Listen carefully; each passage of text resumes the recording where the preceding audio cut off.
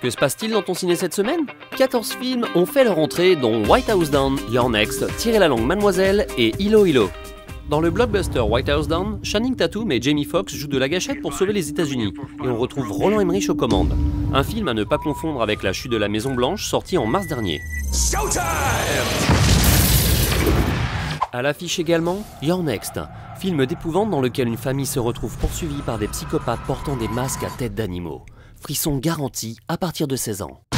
Pour les amateurs de films français, vous ferez la rencontre de Boris et Dimitri, deux frères médecins qui tombent amoureux de Louise Bourgoin dans Tirer la langue Mademoiselle. C'est pas de ma faute si on aime la même femme. Plus exotique, Ilo Ilo est le premier film du réalisateur singapourien Anthony Chen. Primé de la Caméra d'Or au dernier festival de Cannes, le film raconte l'histoire d'un jeune garçon turbulent qui voit débarquer dans sa vie une nounou pour l'aider à se canaliser. Le choix de la roulette? White House Down passe sur le grill. Extrait. Get me to the fist, Tail! I know you're into peace and all that. You gotta stick that thing out there and go to work. Damn right. Hold it with 2 hands, President.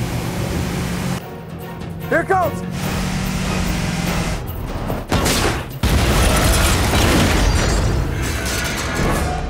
I lost the rocket launcher. You lost? How do you lose a rocket launcher?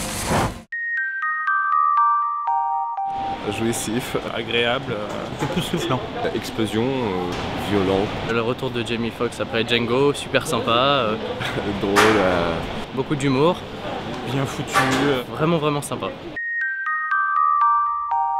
Je conseillerais à n'importe qui a envie de passer un moment agréable, de détente et qui n'a pas envie de réfléchir.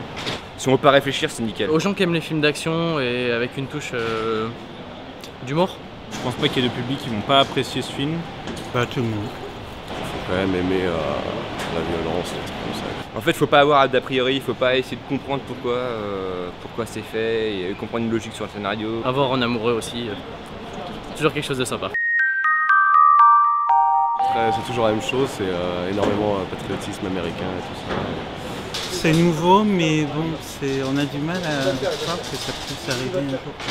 C'est pas les mêmes bâtiments qui sont détruits, mais voilà, l'histoire est plutôt sympa pour accompagner la destruction de la Maison Blanche et le président aussi. Donc, Mais sinon c'est quand même drôle, il y a quand même des trucs marrants. C'est comme ça faire les Américains tout en gros et que ça explose de partout. Et non, au niveau du scénario, je sais pas où ils vont trouver toutes ces idées là. C'est un peu mieux ficelé que ce qu'on voit d'habitude, mais c'est pas non plus, c'est pas d'une originalité grandiose. Retrouvez dès mercredi No Pen No Gain, Le Majordome, Jimmy P et Gibraltar. À la semaine prochaine et bon ciné!